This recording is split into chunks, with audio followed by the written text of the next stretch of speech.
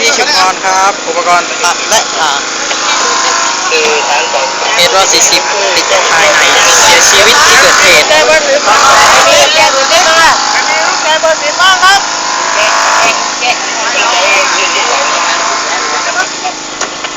แกเบอร์สิบโทษค่ะ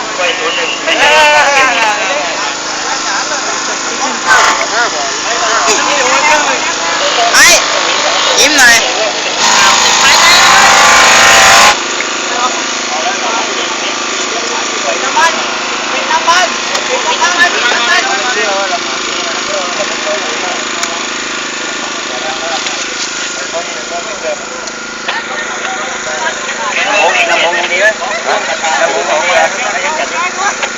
ยังเป็นยังทีนี้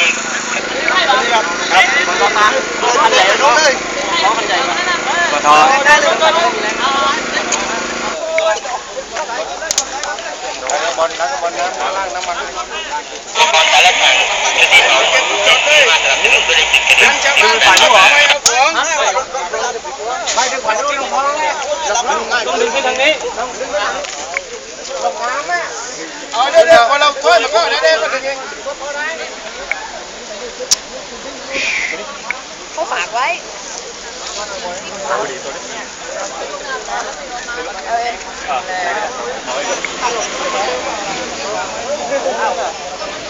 คนเยอะนะครับ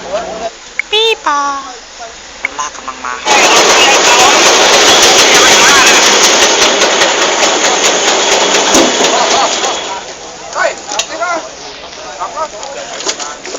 มันล่องยามบึ้ดนะดู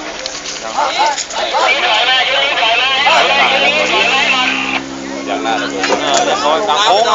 แล้วเข้าโค้งเปิดข้างท้ายพอดีเลย